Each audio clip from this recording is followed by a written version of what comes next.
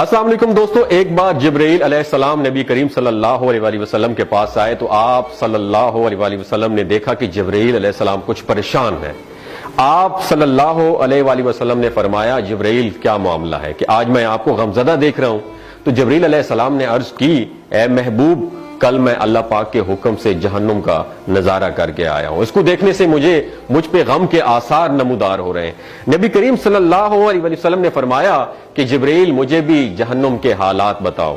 جبرائیل نے عرض کی، جہنم کے کل 7 درجے ہیں اور ان میں سے جو سب سے نیچے والا درجہ ہے اللہ ان میں منافقوں کو رکھے گا، اس سے اوپر والے 6 درجے میں اللہ تعالیٰ مشرک لوگوں کو ڈالیں گے، اس سے اوپر 5ویں درجے میں اللہ سورج اور چاند کی پرستش کرنے والوں کو، عبادت کرنے والوں کو ڈالیں گے، 4تھے درجے میں اللہ پاک آتش پرست لوگوں کو ڈالیں گے، اور 3رے درجے میں اللہ پاک یہود کو ڈالیں گے، 2 درجے میں اللہ تعالیٰ عیسائیوں کو ڈالیں گے۔ یہ کہہ کر جبرائیل علیہ السلام خاموش ہو گئے تو نبی کریم صلی اللہ علیہ وسلم نے پوچھا، جبرائیل آپ خاموش کیوں ہو گئے؟ مجھے بتاؤ کہ پہلے درجے میں کون ہوگا؟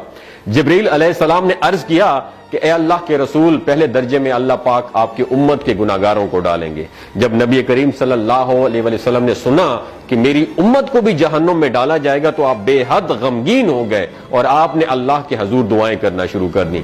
3 دن ایسے گزرے کہ اللہ کے محبوب مسجد میں نماز پڑھنے کے لیے تشریف لاتے، نماز پڑھ کر حجرے میں تشریف لے جاتے اور دروازہ بند کر کے اللہ کے حضور رو رو کا دعائیں فرماتے۔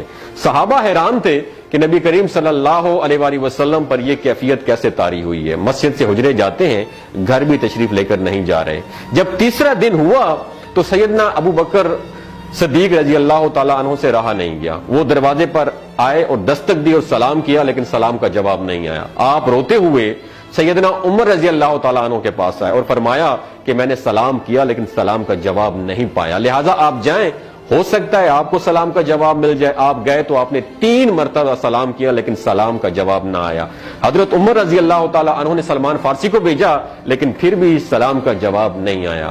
حضرت سلمان فارسی نے واقعے کا تذکرہ حضرت علی رضی اللہ تعالیٰ عنہ سے فرمایا۔ انہوں نے سوچا کہ جب اتنے عظیم شخصیت کو سلام کا جواب نہیں ملا تو مجھے بھی خود نہیں جانا چاہیے، بلکہ مجھے ان کی نور نظر بیٹی حضرت فاطمہ رضی اللہ تعالیٰ عنہا انہیں اندر بھیجنا چاہیے۔ لہٰذا آپ نے حضرت فاطمہ رضی اللہ تعالیٰ عنہا کو سب احوال بتا دیا۔ آپ حجرے کے دروازے پر آئیں، ابا جان السلام علیکم، بیٹی کی آواز سن کر محبوب کائنات اٹھے، دروازہ کھولا اور سلام کا جواب دیا۔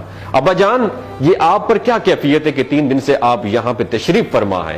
نبی کریم صلی اللہ علیہ وسلم نے فرمایا کہ جبرائیل نے مجھے آگاہ کیا ہے کہ میری امت بھی جہنم میں جائے گی۔ فاطمہ بیٹی، مجھے اپنی امت کے گناہگاروں کا غم کھائے جا رہا ہے اور میں اپنے مالک سے دعائیں کر رہا ہوں کہ اللہ ان کو معاف کر دے اور جہنم سے بری کر دے۔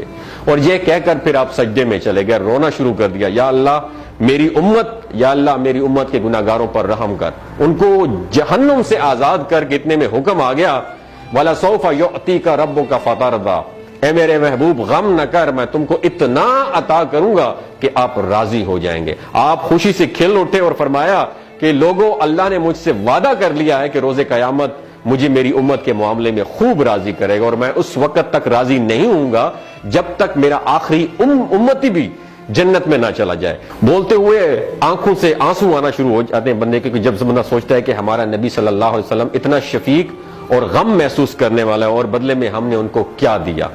آپ کا 1 سیکنڈ اس ویڈیو کو دوسرے لوگوں تک پہنچانے کا سورس ہے۔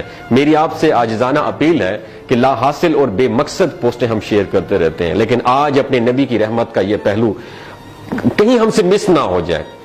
ایک شیئر کر کے اپنا حصہ ضرور ڈالیے گا، کیا پتہ کون گناہگار پڑھ کر راہ راست پہ آ جائے اور دوسروں کو تھوڑی سی ہدایت مل جائے۔ کہنے کا مقصد یہ ہے کہ ایک نبی ہمارے لیے اتنا غم خوار ہے اور ہم یہاں بیٹھ کے اس کی امت کے اوپر اتنے مظالم ڈھائے جا رہے ہیں، ہمارے فلسطینی بھائیوں پہ اتنا ظلم کیا جا رہا ہے، لیکن ہم ٹس سے مس نہیں ہو جا رہے۔ آج ہمارے پاس اگر تلواریں ہوتی تو ہم تو بالکل سوچنا ہی ختم کر دیتے، لیکن آج ہمارے پاس میزائل ہیں، آج ہمارے پاس ایٹم بم ہے، لیکن پھر بھی ہم بے حس بنے ہوئے ہیں۔ اللہ تعالیٰ ہمیں ہدایت نصیب فرمائے، اللہ تعالیٰ ہمارے لیے آسانیاں پیدا فرمائے اور اللہ تعالیٰ ہمیں نیک کام کرنے کی توفیق عطا فرمائے۔ اپنا اور اپنے ساتھ رشتوں کا خیال رکھیے گا۔ اللہ حافظ۔